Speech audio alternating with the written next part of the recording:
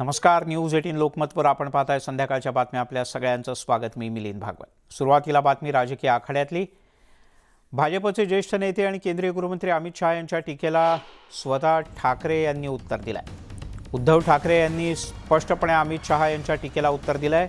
जमीन दाखवणाऱ्यांना आसमान दाखवू, एवढंच नाही तर दसरा मेळावा शिवतीर्थावरतीच होणार, अशा शब्दात उद्धव ठाकरे यांनी विरोधकांना ठणकावलं आहे। एवढंच नाही तर भाजपवर टीका करताना नाचलेल्या लोकांपेक्षा निष्ठावंत बरे, अशा शब्दात त्यांनी स्वकीयांवर सुद्धा म्हणजेच शिंदे गटातल्या सर्व नेत्यांवर आणि कार्यकर्त्यांवरही आसूड ओढलं।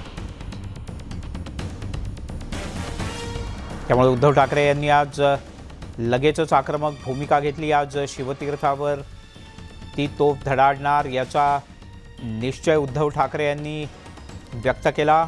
शिवसेनेच्या काही प्रमुख नेत्यांची मातोश्रीवर बैठक पार पडली आणि या बैठकीत उद्धव ठाकरे यांनी काही महत्त्वपूर्ण विधानं केले। शिवसेनेच्या नेत्या किशोरी पेडणेकर यांनी काय म्हटले पाहूया। त्याच्यावरती एक चकार शब्द उद्धवजी बोलले नाही। आपल्या कामांचा आढावा घेतला, त्यांच्या गोष्टीवर एकही अवाच्य अक्षर बोललेले नाही। त्यामुळे आणि काल आले त्याच्या आधी बऱ्याच नेत्यांनी ते सगळं बोलून झालेले आहेत। त्यामुळे खरे मनसुबे, खरे चेहरे लोकांना दिसत आहेत, कळत आहेत। त्यामुळे त्याच्यावर परत बोलण्यात काय अर्थ नाही। तो पक्षप्रमुखांचा अधिकार आहे, तो स्वतः आमच्या पक्षप्रमुखांचा जो काय अधिकार आहे ते जसं सांगतील तसं आम्ही ऐकू। त्यामुळे कोणाशी युती करणार आहेत का वेगळं लढणं हे अजूनही आम्हाला माहिती नाही। काय काय मुद्दे या सगळ्यात या बैठकीत प्रामुख्यानं शिवसेनेच्या प्रमुख नेत्यांच्या समोर उद्धव ठाकरे यांनी मांडले, आपण एक धावती नजर टाकूयात। गणपतीच्या मंडपात भारतीय जनता पक्षानं राजकारण केलं, हा प्रमुख मुद्दा सुरुवातीलाच उद्धव ठाकरे यांनी मांडला। गणपती बुद्धिदाता आहे, सगळ्यांना बुद्धी दे, त्यांना जमीन दाखवल्यावर बोलू, असं म्हणत त्यांना आसमान दाखवू असं म्हटलंय उद्धव ठाकरे यांनी। शिवसेनेसाठी हा सगळा काळ अतिशय संघर्षाचा काळ आहे। ते शिवसेना संपवायला निघाले आहेत, निष्ठा विकली जाऊ शकत नाही असं म्हणत त्यांनी एकनाथ शिंदे आणि त्यांच्या सहकाऱ्यांवर टीका केली। मुख्यमंत्रीपद क्षणभरात सोडलं असतं, मी 40 आमदारांना डांबून ठेवलं नाही, दसरा मेळावा शिवाजी पार्क वरतीच होणार, अशा शब्दात उद्धव ठाकरे यांनी शिवसेनेतून फुटून स्वतंत्र गट स्थापन केलेल्या एकनाथ शिंदे आणि त्यांच्या सहकाऱ्यांना ठणकावलंय। सुस्मिता बदाणे आपल्या प्रतिनिधी आपल्यासोबत जोडले गेलेत। सुस्मिता, हे सगळं बोलताना उद्धव ठाकरे यांनी आणखीन एका गोष्टीचा उल्लेख केला की माझ्यासोबत जे आहेत तेच खरे कडवट शिवसैनिक आहेत। काय काय म्हणाले उद्धव ठाकरे? खरं तर उद्धव ठाकरेंचा हा एक व्हिडिओ समोर आलेला आहे, ज्यामध्ये त्यांनी अनेक शिवसेनेच्या नेत्यांसमवेत कार्यकर्त्यांना मार्गदर्शन केलेलं आहे। आतापर्यंत मुख्यमंत्री पदावर असताना माझ्या चेहऱ्यावरती मास्क असायचा, बोलताना विचार करावा लागायचा, आता मी दसरा मेळाव्यामध्ये शिवाजी पार्क मैदानातून थेट बोलणार आहे, त्यावेळेला अनेक विषयांवरती बोलेल असं त्यांनी म्हटलेलं आहे। आणि अमित शहा यांच्या दौऱ्याबाबत बोलत असताना अस्पष्टपणे पण थेट त्यांनी टोमणा मारलेला आहे की गणपतीच्या विघ्नहर्त्याच्या मंडपात सुद्धा यांनी राजकारण करणं सोडलेलं नाही। आणि ज्या पद्धतीने शिंदे गटानं गद्दारी केलेली आहे किंवा गुवाहाटी गाठलं होतं, माझ्याही सोबत आमदार होते, परंतु मला मुख्यमंत्री पदाचा मोह नसल्यामुळे मीही त्यांना घेऊन ममता बॅनर्जी यांच्यासोबत माझी ओळख होती, आणखीन कोणत्या मंदिरात गेलो असतो, अशा पद्धतीचं व्हिडिओ मधलं हे संभाषण, त्यांचं भाषण समोर आलेलं आपल्याला पाहायला मिळतंय। आज अनेक शिवसेनेचे महत्त्वाचे नेते मंडळी मातोश्रीवरती उपस्थित होते आणि भास्कर जाधवांचं कौतुक करत असताना त्यांनी विशेष करून 12 आमदारांच्या बाबतीत भास्कर जाधवांनी जी भूमिका घेतली होती त्यातनं मला एक सच्चा शिवसैनिक सापडल्याचं म्हटलेलं आहे। आणि शिंदे गटावर टीका करत असताना म्हणजे पसाराभर म्हणजे ज्या लोकांना निष्ठा नाही, अशा मुठभर लोकांसोबत मी आता आहे, परंतु मी युद्ध जिंकू शकतो, नाचलेली लोक मला नकोत, अशा पद्धतीचा घणाघात त्यांनी शिंदे गटावरती केलेला आहे। सुस्मिता, या बैठकीला कोण कोण प्रमुख नेते उपस्थित होते, किती वेळ ही बैठक चालली होती आणि प्रामुख्याने शिवसेनेची पुढची दिशा काय असेल याबद्दल काही सुतोवाच केलं उद्धव ठाकरे यांनी? नक्कीच विविध पदभार आज देण्यात आला होता। विभाग प्रमुख आलेले होते, गटनेते आलेले होते, ज्यामध्ये अरविंद सावंत, गजानन कीर्तीकर, रवींद्र वायकर, किशोरी पेडणेकर, भास्कर जाधव अशा अनेकांचा समावेश होता। कोकणातनं समर्थन देण्यासाठी भास्कर जाधव यांच्या समवेत रत्नागिरीतले, सिंधुदुर्गातले काही पदाधिकारी आलेले होते। त्यांनी सुद्धा मातोश्रीवरती जाऊन उद्धव ठाकरे यांची भेट घेतली, त्यांचा सत्कार स्वीकारला। भास्कर जाधवांना उपनेते पद देण्यात आलेलं आहे, त्याबाबत सुद्धा त्यांनी शुभेच्छा दिल्यात आणि निष्ठेच्या बाबतीत पुन्हा एकदा सडकून भाष्य करताना आपल्याला या ठिकाणी उद्धव ठाकरे दिसलेले होते। ज्या पद्धतीचा राजकीय दौरा, हा देवदर्शनातनं राजकीय दौरा झाला की काय, अशा पद्धतीच्या चर्चा सध्या रंगत आहेत आणि त्यावरती सुद्धा त्यांनी भाष्य केलेलं आहे। ज्या पद्धतीने हे शिवसेना संपवायला निघाले, तर यांना आपण जमीन दाखवायची की आकाशात न्यायचं, याबद्दल सुद्धा त्यांनी सुतोवाच केलेला आहे। ठीक आहे सुस्मिता, तुर्तास धन्यवाद या सगळ्या सविस्तर माहितीबद्दल। वळूयात पुढच्या काही बातम्यांकडे। मिशन इंडिया सोबतच आता महाराष्ट्रामध्ये मिशन बारामतीचा निर्धार भाजपनं केलाय। भाजपचे ज्येष्ठ नेते देवेंद्र फडणवीस यांनी आता बारामतीमध्ये कमळ फुलवण्याचा निश्चय केलाय। आज त्यांनी याचा पुनरुच्चार केला। आज चंद्रशेखर बावनकुळे हे बारामतीच्या दौऱ्यावर होते आणि इथेही त्यांनी मिशन बारामती बद्दल थेट घोषणा केली। भाजपचं मिशन इंडिया आहे, महाराष्ट्र भाजपचं मिशन महाराष्ट्र आहे। बारामती महाराष्ट्रात येते, त्यामुळे मिशन महाराष्ट्रात बारामती। मी असं सांगितलं की कुठलीही निवडणूक लढत असताना आपल्या जीवनातली शेवटची निवडणूक आहे असं समजून जेव्हा तुम्ही झोकून देता, त्यावेळेसच ती निवडणूक आपल्याला जिंकता येते। हे केवळ एकट्या मुंबई महापालिकेकरता नव्हतं, हे एकूणच निवडणुकीच्या स्ट्रॅटेजीबद्दल होतं। स्पष्टपणे तुम्हाला सांगतो, भारतीय जनता पार्टी आणि शिवसेना ओरिजिनल म्हणजे शिंदे गट, आम्ही एकत्रित निवडणूक लढू आणि आम्ही मुंबई महानगरपालिकेवर भगवा फडकवू।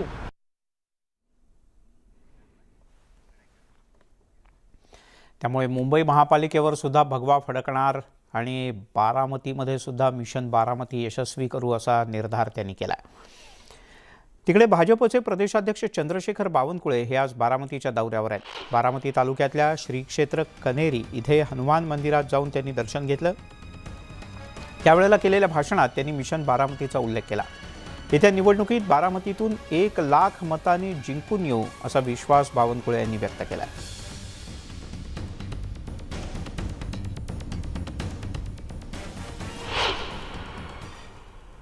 निश्चितपणे तुमच्या सर्वांमध्ये ही क्षमता आहे की 2024 ची बारामती लोकसभा 1,00,000 मताच्या वर तुम्ही जिंकू शकता।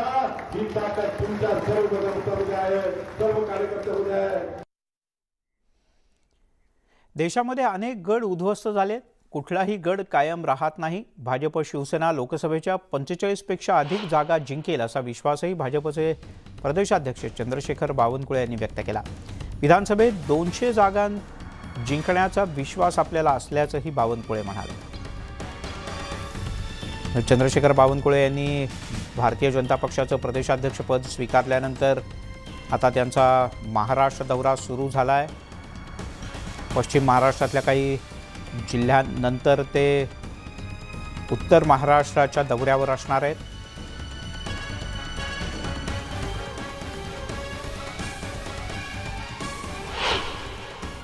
राज्यातल्या सर्व निवडणुका आणि केंद्रामध्ये माननीय प्रधानमंत्री मोदीजी, अमित भाई, माननीय नड्डाजी यांच्या नेतृत्वामध्ये लोकसभा विधानसभेच्या निवडणुका पुढच्या काळात होईल आणि त्यामध्ये शिवसेना भाजप म्हणून आम्ही त्यावेळी ठरवलं आहे की महाराष्ट्रात 45+ लोकसभा आणि 200+ विधानसभा आम्ही या ठिकाणी आमच्या संघटन शक्तीच्या भरोशावर प्रचंड ताकदीने आम्ही निवडून आणू. देशामध्ये अनेक गड उद्ध्वस्त झाले आहेत. जेव्हा संघटन मजबूत होतं तेव्हा संघर्ष निर्माण करण्याची ताकद तयार होतं, आणि जेव्हा संघर्ष निर्माण करण्याची ताकद तयार होतं तेव्हा चांगले चांगले गड उद्ध्वस्त होतात. हा देशाचा इतिहास आहे. त्यामुळे कुणाचा गड राहत नाही, कुणाचं वर्चस्व राहत नाही. वेळेनुसार ते बदलत असतं. आम्ही ठरवलं आहे की आमची ताकद एवढी वाढवायची आणि आमच्या भरोशावर शिवसेना भाजप युतीने एकदा पुन्हा चांगलं प्रदर्शन करायचं आणि ही सीट निवडून आणायची. बारामती सहित संपूर्ण लोकसभा आमच्या निवडून येतील आम्हाला विश्वास आहे. त्या पद्धतीने केवळ आणि केवळ नुसतं काहीतरी थातूरमातूर बोलायचं म्हणून बोलायचं असं नाही आहे. आम्ही अत्यंत चांगल्या पद्धतीने प्रदर्शन करू. माननीय आमचे नेते चांगला उमेदवारी देतील आणि आम्ही चांगलं प्रदर्शन करू. म्हणजे आत्तापर्यंत बारामती मतदारसंघात जी फाईट झाली नाही ती फाईट 2024 होईल. वळूयात पुढच्या बातम्यांकडे. राज्यात सध्या शिवसेनेच्या दसरा मेळाव्यावरून चांगलाच वाद रंगलाय. ज्यांच्याकडे सर्वाधिक खासदार त्यांचा शिवाजी पार्कवर अधिकार असं वक्तव्य रावसाहेब दानवे यांनी केलंय. तसंच उद्धव ठाकरे यांनी 2.5 वर्षात कामं केली नाहीत, आता डायलॉगबाजी करतायत असा टोलाही त्यांनी लगावला. भाजपचे नेते अमित शहा यांनी कोणताच शब्द दिला नव्हता, उद्धव ठाकरे यांनी जनतेलाही धोका दिला अशा शब्दात दानवे यांनी उद्धव ठाकरे यांच्यावर टीका केली.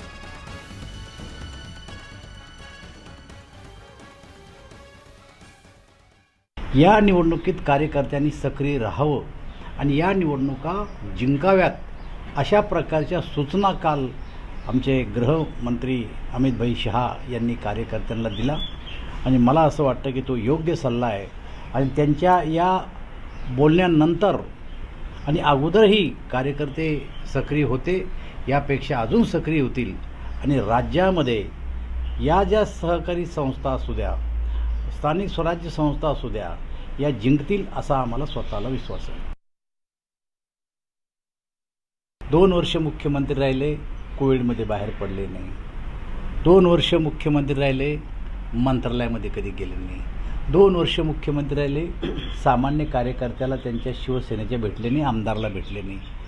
आता पदावर गेल्याच्या नंतर जो परफॉर्मन्स असायला पाहिजे तो परफॉर्मन्स तुमचा नाही. गवताला भाले फुटतील, केसाला भाले फुटतील, ही भाषा, या भाषेवरच त्यांनी राज्य करायला सुरुवात केली. हे काही ही भाषा आहे का? आता करून दाखवायची वेळ आली. 2 वर्ष मुख्यमंत्रीपद भोगलं आणि खुर्चीवरच नाही बसले, घरी येऊनच व्हिडिओ कॉन्फरन्सिंगद्वारे बोलत राहिले. या शिवसेनेला लोकांनी मतदान केलं आणि त्याच्यावर आमदार निवडून आलेत आणि ज्या बाजूला जास्त आमदार आणि खासदार असतील त्या शिवसेनेला दसरा मेळाव्याची परवानगी मिळावी असं मला वाटतं. शेवटी निर्णय कोर्ट करेल. नक्कीच पक्षांचे चिन्ह असल्याशिवाय निवडणुका लढणं योग्य होणार नाही.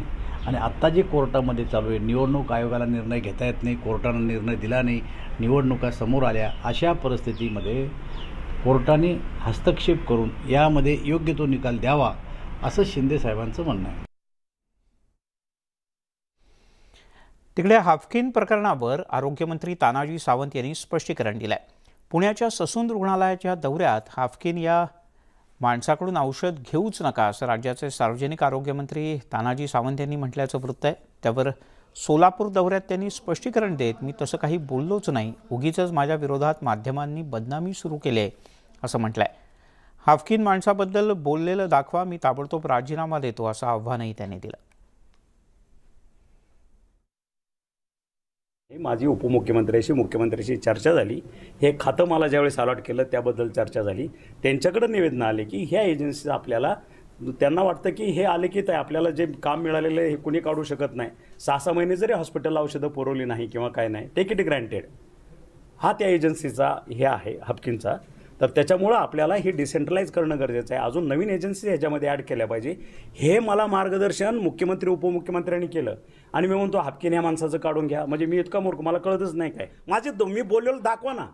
हापकीन माणसाकडं औषध घेत नाही, हे जर वाक्य असेल ना, मी आत्ता राजीनामा देऊन देतो, तुम्हाला लिहून देतो. कुठल्या युवा शिवसैनिकांनी? ते माहित नाही. युवा सैनिकांनी कुठले युवा शिवसैनिक? ठाकरेच्या ते शिल्लकच नाही तो, ते काहीतरी सांगू नका. मग त्यांना विचारा ना, ते मला कशाला विचारतात? त्यांना जे कोणी असतील ते राष्ट्रवादीचे त्यांनाच विचारायचं. सेनेचं कोणी नाही, सेनेचे सगळे आमच्या बरोबर आहेत. भाजपचे नेते माजी खासदार किरीट सोमय्या यांनी मुख्यमंत्री एकनाथ शिंदे आणि उपमुख्यमंत्री देवेंद्र फडणवीस यांना एक पत्र लिहिलं आहे. या पत्रात त्यांनी मड स्टुडिओ घोटाळा प्रकरणी आदित्य ठाकरे आणि असलम शेख या दोघांच्याही भूमिकेची चौकशी करावी अशी मागणी केली आहे. मुंबई मनपाच्या अधिकाऱ्यांच्या भूमिकेची सुद्धा ताबडतोब चौकशी होणं गरजेचं असल्याचं म्हणणं सुद्धा किरीट सोमय्या यांनी या पत्राच्या माध्यमातून मुख्यमंत्री आणि उपमुख्यमंत्र्यांकडे मांडलं आहे. 1000 कोटीचा मड स्टुडिओ घोटाळ्यात ठाकरे सरकारचे पर्यावरण मंत्री आदित्य ठाकरे, पालकमंत्री असलम शेख यांच्या भूमिकेची ताबडतोब चौकशी करा. चौकशीच्या दरम्यान महापालिका पर्यावरण मंत्रालयाचे संबंधित अधिकाऱ्यांना सस्पेंड करा अशी मागणी मी मुख्यमंत्री एकनाथ शिंदे, उपमुख्यमंत्री देवेंद्र फडणवीस यांच्याकडे केली आहे. खासदार नवनीत राणा यांनी उद्धव ठाकरे यांना इशारा दिलाय. आपल्याला जेलमध्ये टाकणाऱ्यांना चांगलीच अद्दल घडली आहे, पण ये तो शुरुआत है, पिक्चर तो अभी बाकी है असा टोला राणा यांनी उद्धव ठाकरे यांना लगावला. तसंच लवकरच लव जिहादचा खात्मा करणार असल्याचंही त्यांनी म्हटलंय. तर आपण महाराष्ट्राचे संकटमुक्त करण्यासाठी मुख्यमंत्रींनी हनुमान चालिसाचं पठण केला पाहिजे. त्यांनी ते केलं नाही, पण एक महिला म्हणून खासदार आहे मी, 25 लाख लोकांना रिप्रेझेंट करते. फक्त मी माझ्या क्षेत्रातली नाही, जेव्हा आम्ही लोकप्रतिनिधी म्हणून लोकसभामध्ये बसतो तो पूर्ण देशाची महिलांची आवाज म्हणून तिथे आम्ही बोलण्याचं काम करतो. तर मला वाटते माझी आवाज एकटीची नाही, पूर्ण देशाची महिलांची आवाज तिथे मी बोलत होती. आणि त्यांना जेलामध्ये टाकण्याचं काम उद्धव ठाकरेजींनी केला होता आणि त्याची सजा त्यांना भोगावी लागली. आणि अजूनही हे तो शुरुआत आहे, बोलते हैं ये तो शुरुआत है, पिक्चर पूरी बाकी आहे. सर मी माझी अमरावतीमध्ये जेही लव जिहादच्या माध्यमातून जेवढेही मुली आमचे जिथे कुठे अटकले त्यांचे वारंवार त्यांच्या संपर्कात राहून त्यांच्या परिवाराला मदत करण्याचं मी काम केलेलं आहे. पण मी या मंचावरून त्याचे आव्हान देणार आहे की जिथे जिथे अशी घटना होईल तिथे तिथे ते आम्हाला संपर्क करून तिथे तिथे आम्ही त्यांना मदतीचा हात देऊ. आणि काय केलं पाहिजे आमच्या युवकांना, आमची महिलांना आणि आमची मुलींना, तिथून मी संदेश नक्की देणार आहे. आपण पाहताय संध्याकाळच्या बातम्या आणि आता बोलूयात अन्य काही बातम्यांकडे. श्रीरामपूरमध्ये पुन्हा एकदा लव जिहादची घटना घडल्याचा आरोप होतोय. तरुणीला फूस लावून पळवून घेऊन जात असल्याचा हिंदुत्ववादी संघटनांचा आरोप आहे. श्रीरामपूर रेल्वे स्थानकावरून तरुणीला हिंदुत्ववादी संघटनांनी थेट पोलीस ठाण्यात नेलं. पोलिसांनी या प्रकरणी अपहरणाचा गुन्हा दाखल केला, तर पोलिस अत्याचाराचा गुन्हा दाखल करूनच घेत नव्हते असा आरोप मुलीच्या वडिलांनी केला. पोलीस जाणीवपूर्वक हलगर्जीपणा करत असल्याचा हिंदुत्ववादी संघटनांचा आरोप आहे. तर हे लव जिहादचं प्रकरण नसल्याचं मुलीच्या जबाबानंतर पोलिसांनी स्पष्ट केलं. 2 दिवसापूर्वी एक पहिली मोठी मुलगी पण गायब आहे घरातून. आणि एवढं सगळं होत असताना आणि पळून घेऊन जाणारे सर्व मुसलमान आहेत आणि पूर्ण प्रकार हा लव जिहादाचा आहे. याच्यात काय होतं, पोलिसांनी थोडं टाईट केलं पाहिजे. आणि एवढं एक PI याच्यात सस्पेंड झाला आहे, सानप नावाचा इथे PI सस्पेंड झाला, तरी हे गांभीर्य घेत नाही अशा गोष्टीचे. आणि हे पूर्ण जे गरीब परिवारचे लोक आहेत त्यांना टार्गेट केलं जात आहे सगळ्या गोष्टींमध्ये. मुस्लिम मुलाकडून फसवणुकीचा धंदा आहे. हे रेल्वे स्टेशनवर काल आढळून आले. श्रीराम भक्ताच्या मुलांनी त्यांना श्रीरामपूर सर पोलीस स्टेशनमध्ये हाजीर केलं आणि मला नंतर मुलांनी कळवलं का असे बात आहे. तर मी त्यांना पोलीस स्टेशनमध्ये तत्काळ द्यायला गेलो. तर जे गुन्हा दाखल व्हायला पाहिजे तो गुन्हा दाखल झालेला नाही, तो मला अमान्य आहे. मला योग्य न्याय मिळावा. माझी एक मुलगी अजून माझी मंडळी वारलेली आहे. माझी एक मोठी मुलगी 20 वर्षाची, ती 2 दिवसापासून गायब आहे, लापता आहे. सकाळी गुन्हा दाखल झालेला आहे. त्यामध्ये गुप्ता नावाची इसम आहेत. तर त्यांची एक 17 वर्षाची मुलगी रात्री रेल्वे स्टेशनच्या आसपास मिळून आली होती. एका मुलासोबत. तर त्या हिशोबाने आम्ही आज फिर्यादीची तक्रार घेतलेली आहे. तर त्यांचं असं म्हणणं होतं का माझ्या मुलीला फूस लावून पळून येत असताना मिळून आला. त्यांच्या आजूबाजूच्या वस्तीतल्या लोकांनी पोलीस स्टेशनला आणलं आणि 363 511 प्रमाणे त्यात गुन्हा दाखल केलेला आहे. वळूयात पुढच्या एका बातमीकडे. बातमी मोठी आहे पुण्यातून. हिंदू राष्ट्र सेनेशी संबंधित असलेल्या तुषार हंबीर याच्यावर ससून रुग्णालयात जीवघेणा हल्ला करण्याचा प्रयत्न झाला आहे. मध्यरात्री 2च्या सुमारास हा प्रकार झाल्याचं कळतं. नातेवाईक असल्याचं भासवून दोघेजण कैदी वॉर्डात शिरले आणि त्यांनी आधी हंबीरवर गोळीबार केला. यानंतर तलवारीनं हल्ला करण्याचाही प्रयत्न केला. मात्र बंदोबस्तावर असलेल्या पोलीस कर्मचाऱ्यानं प्रसंगावधान राखलं आणि हल्लेखोरांना रोखलं.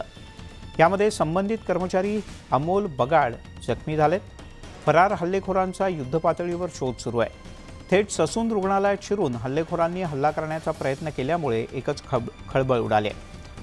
हंबीरवर यापूर्वीसुद्धा येरवडा कारागृहात हल्ल्याची घटना घडली. हंबीरवर खुनासह इतर अनेक गंभीर गुन्हे दाखल आहेत. सध्या तो येरवडा कारागृहात आहे, पण आजारी असल्यामुळे 25 ऑगस्टपासून त्याच्यावर ससून रुग्णालयात उपचार सुरू आहेत. दरम्यान या संपूर्ण घटनेचा आढावा थेट ससून रुग्णालयातून घेतला आमचे प्रतिनिधी वैभव सोनवणे यांनी. हिंदू राष्ट्र सेनेचा अध्यक्ष आणि धनंजय देसाई याचा सहकारी असलेला तुषार हंबीर जो कित्येक दिवस मोका अन्वये कारागृहामध्ये होता, त्याच्यावर काल ससून रुग्णालयात त्याला उपचारासाठी आणलेला असताना हल्ला करण्यात आलाय. जीवघेणा हल्ला जो आहे तो करण्यात आलाय. जी माहिती आपल्याला मिळते त्यानुसार त्याच्यावर 4 ते 5 जणांनी भेटायचे असं सांगून ससून रुग्णालयामध्ये प्रवेश केला होता. त्यांच्यासोबत एक तलवार आणि कोयता होता. याच्या मदतीनं त्यांनी तुषार हंबीरवरती हल्ला केलाय. तुषार हंबीर हा काळेपडळ, लोणीकाळभोर, हडपसर परिसरातला कुख्यात गुंड आहे. त्याच्यावर खुनाचा प्रयत्न, मारामाऱ्या यासारखे गंभीर गुन्हे जे आहेत ते दाखल आहेत. आणि सगळ्यात महत्त्वाची बाब म्हणजे हडपसरला जी दंगल झाली होती, या दंगलीमध्ये मोहसिन शेख नावाच्या तरुणाचा कुठलाही संबंध नसताना खून झालेला होता. या खुनातही तुषार हंबीर हा धनंजय देसाई याच्याबरोबर आरोपी होता.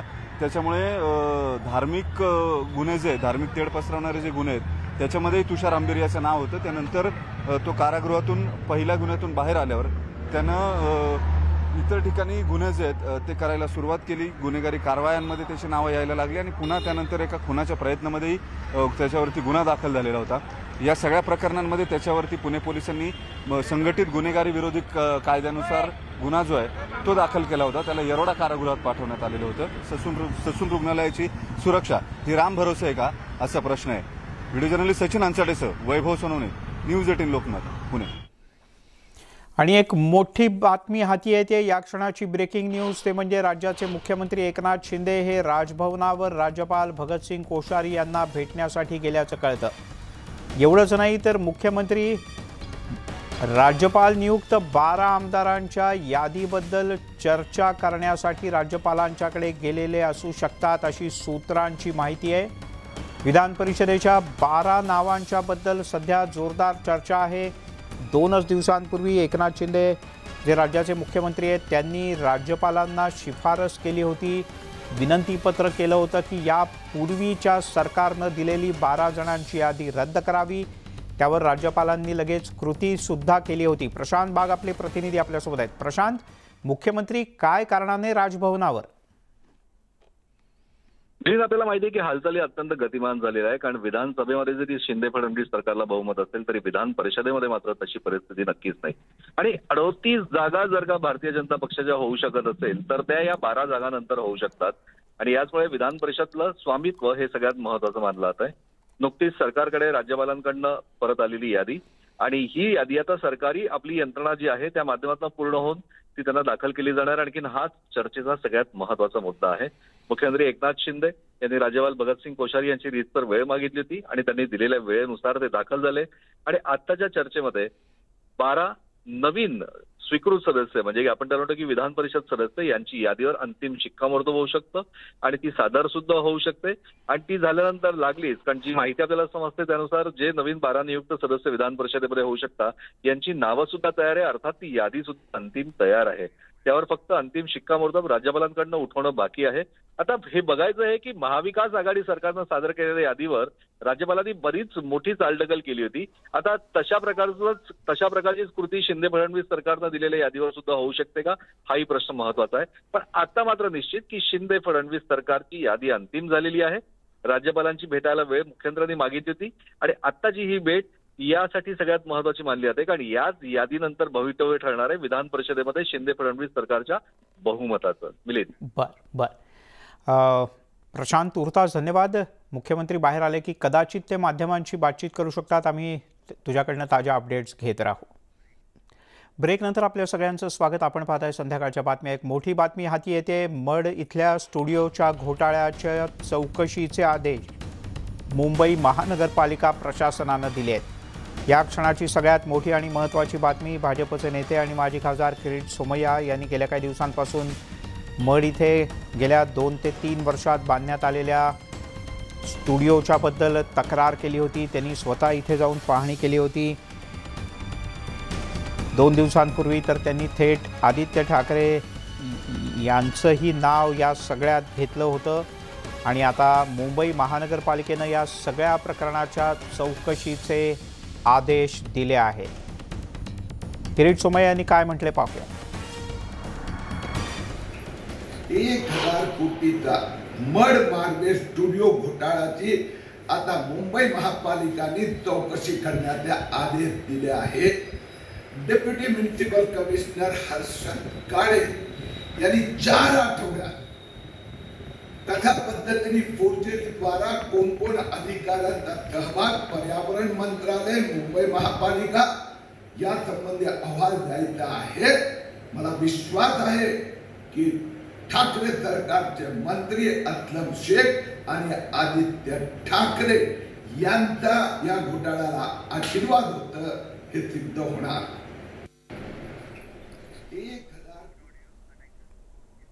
तिकडे शिंदे गटाचे आमदार गुवाहाटीला गेले असताना ठाकरे गटातल्या काहींनी मुद्दाम या दोन्ही गटांना एकत्र येऊ दिलं नाही. चर्चा होऊन सुद्धा नाराजीवर तोडगा निघू शकला नाही असा मोठा गौप्यस्फोट राज्याचे उद्योगमंत्री आणि शिवसेनेचे नेते उदय सामंत यांनी केला आहे. एकनाथ शिंदे यांची जागा ठाकरे यांच्या शिवसेनेतल्या कुणाला तरी हवी होती आणि म्हणून हा वाद मिटू दिला गेला नाही असं मोठं विधान उदय सामंत यांनी केलं आहे. उद्योगमंत्री उदय सामंत यांनी न्यूज 18 लोकमतच्या कार्यालयातल्या गणपती बाप्पाचं दर्शन घेतलं, बाप्पाची आरती केली. यावेळेला शिवसेनेतल्या बंडाबद्दल त्यांनी अत्यंत मोठं आणि महत्त्वाचं विधान केलं आहे. त्याचबरोबर गणेशोत्सवाच्या नंतर आपण पुण्यात जाणार असल्याचंही उदय सामंत यांनी सांगितलं. उदय सामंत यांच्यावर पुण्यामध्ये हल्ला झाला होता. त्या पार्श्वभूमीवर उदय सामंत यांच्या याही विधानाला महत्त्व आहे. ज्यावेळेला मिशन गुवाहाटी सुरू होतं त्यावेळेला आम्ही बघितलं होतं की उदय सामंत उद्धव ठाकरेंबरोबर होते, मीडियाला बाईट्स दिले गेले आणि अचानक नंतर काही तासांनंतर तुम्ही गुवाहाटीला दिसलात. काय नेमकं झालं? तासानंतर नाही, मी जाहीरपणानं महाराष्ट्राच्या जनतेला सांगतो की मी 3 दिवस तिथं होतो आणि 3 दिवसातली माझी स्टेटमेंट बघा. मी कधीही एकनाथ शिंदे साहेबांवर टीका केली नाही. माझं प्रत्येक स्टेटमेंट हे होतं की कुणीही तोडण्याचा प्रयत्न करू नये, तुम्ही जोडण्याचा प्रयत्न करा. एकनाथ शिंदे साहेबांसारखा एक कार्यक्षम नेता ज्यावेळी बाजूला जातो त्यावेळी आत्मचिंतन करणं गरजेचं आहे. कोणाची चूक आहे, कोणाचं बरोबर आहे याच्यापेक्षा शिंदेसाहेब परत आले पाहिजेत याच्यासाठी प्रयत्न करा.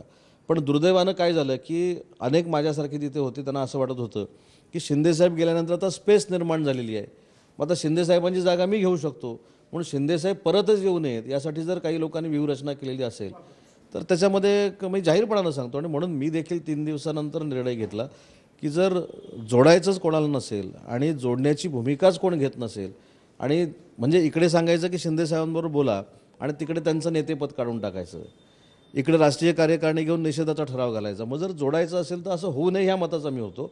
आणि मी 3 दिवसानंतर राष्ट्रीय कार्यकारिणीला उपस्थित राहून आदित्य साहेबांबरोबर चर्चा करून मी गेलो. मी असंच आणि हे सांगून गेलो की तोडू नका, जोडा. पुण्यामध्ये असताना तुमच्या गाडीवर जो तुमच्यासोबत जो प्रसंग घडला, पुढे काय आता? नाही, मी जाणार आहे पुण्याला. आता गणपतीची धामधूम असल्यामुळे पोलिसांवर ताण आहे.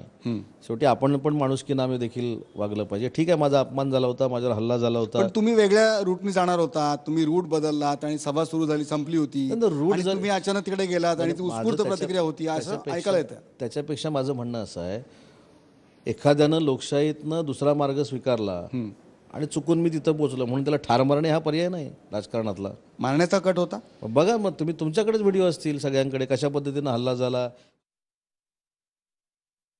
कोकणात लाखो चाकरमानी हे मुंबई गोवा हायवेवरून जातात, मात्र गेल्या 13 वर्षांपासून आपण पाहतोय मुंबई गोवा हायवे अजूनही झाला नाही, पूर्ण खड्डेमय झालेले आहेत, रस्त्याची पूर्ण चाळण झाली आहे.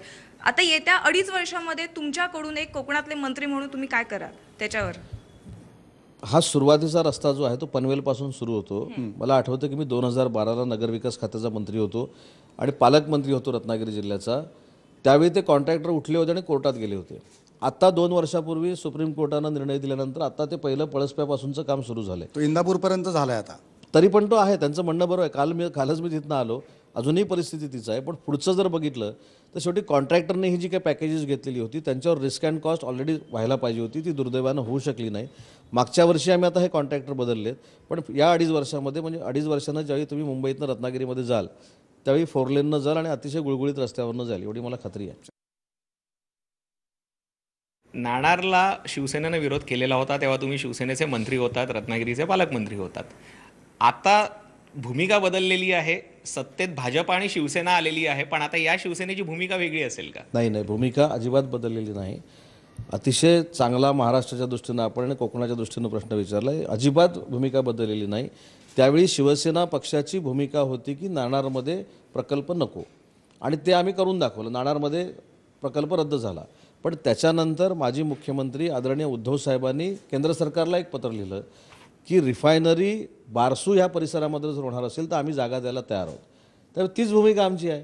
नाणारला भूमिका शिवसेनेची निगेटिव्ह होती, पण इथं जर पॉझिटिव्ह होत असेल, शेतकऱ्यांना आम्ही समजवू शकत असू, तिथले गैरसमज दूर करणार असू आणि चांगलं पॅकेज जर शेतकऱ्यांना देणार असू, तर रिफायनरी जर आली तर लाखो लोकांना कोकणातला रोजगार मिळू शकतो आणि या दृष्टीनं आम्ही वाटचाल करतो. आणि म्हणून नाणारला जो विरोध होता तिथं आम्ही रद्दच केली, पण पत्र उद्धव साहेबांनी पहिलं केंद्र शासनाला दिलं आणि त्याची अंमलबजावणी करण्याची संधी आता मला मिळालेली आहे. त्यामुळे उदय सामंत यांनी अनेक गोष्टींना थेट उत्तरं दिली आणि एक महत्त्वाचा गौप्यस्फोटही केला. तिकडे मुंबईतल्या लालबागच्या राजाच्या दर्शनाला गणेश भक्तांचा उदंड प्रतिसाद मिळत असतो. दर्शनासाठी आलेल्या भाविकांच्याकडून भरभरून दानही दिलं जातं. गणेशोत्सवाच्या 5 दिवसात भाविकांनी 2.5 कोटी रुपयांचं दान लालबागच्या राजाच्या चरणी घातलं आहे. 2,49,50,00,000 रुपयांची रोकड भाविकांनी अर्पण केले, तर 2 किलो 518 ग्रॅमचं सोनं बाप्पाच्या चरणी अर्पण करण्यात आलं आहे. 29 किलो 164 ग्रॅम चांदी बाप्पाच्या चरणी भाविकांनी अर्पण केली आहे.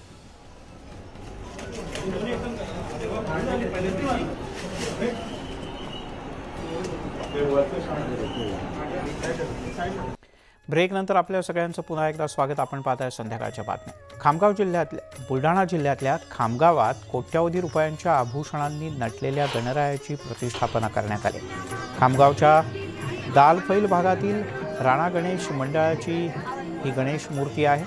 या मूर्तीवर तब्बल 70 किलो चांदी आणि 2.5 किलो सोन्याची आभूषणं चढवण्यात आले. यामुळे विदर्भातील सगळ्यात श्रीमंत गणराय म्हणून या गणपती मंडळाची ख्याती आहे.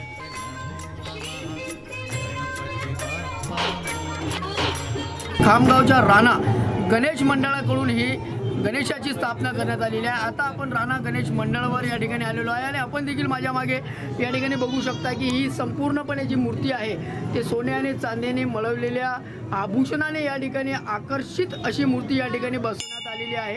या ठिकाणी आपण जर का बघितलं तर 70 किलो चांदी आणि 2.5 किलो सोनं एवढं आभूषणं जे आहेत ते या ठिकाणी मूर्तीला चढविण्यात आलेली आहेत. विदर्भातील सर्वात श्रीमंत गणेश मूर्ती जर का कुठली असेल तर ती खामगावच्या राणा गणेश मंडळाची मूर्ती आहे. दरवर्षीप्रमाणे या वर्षी देखील या मूर्तीची स्थापना करण्यात आलेली आहे. मागच्या कोरोनाचे 2 काळ जर का आपण बघितले तर गणेश उत्सवाच्या कार्यक्रमावर त्या ठिकाणी खंडन होतं, परंतु यावर्षी मोठ्या उत्साहात पुन्हा एकदा राणा गणेश मंडळाची मूर्ती जी आहे ती या ठिकाणी स्थापन करण्यात आलेली आहे। या ठिकाणी या मूर्तीचं विशेषतः जर का आपण बघितलं तर चांदी असेल, सोनं असेल, अशा प्रकारचे आभूषणे जे आहेत ते या मूर्तीला चढविलेले आहे। दरवर्षी वर्गणीच्या माध्यमातून जो काही पैसा या ठिकाणी गोळा होतो त्या माध्यमातूनच या ठिकाणी मूर्तीवरती चांदी आणि सोन्याचे आभूषणे चढवल्या जातात। विदर्भातील सर्वात श्रीमंत गणेश मूर्ती म्हणून राणा गणेश मंडळाच्या या गणरायाची ओळख संपूर्ण विदर्भातच नव्हे तर महाराष्ट्रात आपल्याला पाहायला मिळत आहे। राहुल खंडारे, न्यूज 18 लोकमत, बुलढाणा। तिकडे पुण्यामध्ये बाप्पासाठी देखाव्यातून मेट्रो कॉरिडॉर 2ची प्रतिकृती साकारण्यात आली।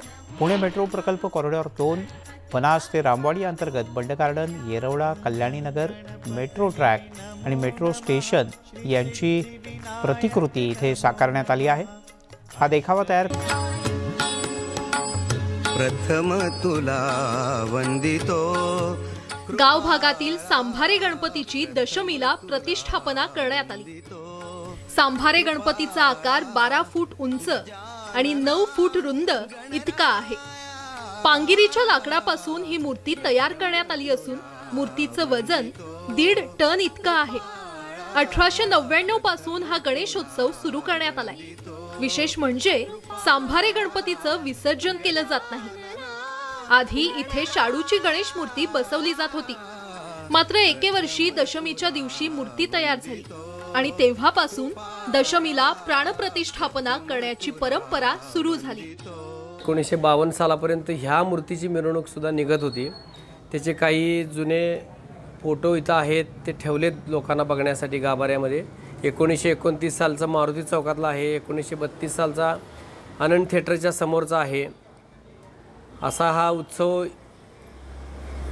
गेले 123 वर्ष अतिशय आनंदात सुरू आहे। गणपतीची मूर्ती आकर्षक आहे आणि ह्या गणपतीचं वैशिष्ट्य म्हणजे लोकमान्य टिळकांपासून या गणपतीला सर्वांनी भेट दिली आहे। सांभारे गणेश मंदिर आहे हे सांगली म्हणजे पश्चिम महाराष्ट्रात प्रसिद्ध आहे। 1952 पर्यंत मूर्तीची आणि थेटच या बुलेटिनमध्ये इथेच थांबूया। ताज्या बातम्यांचा ओघ न्यूज 18 लोकमतवर सुरूच राहील।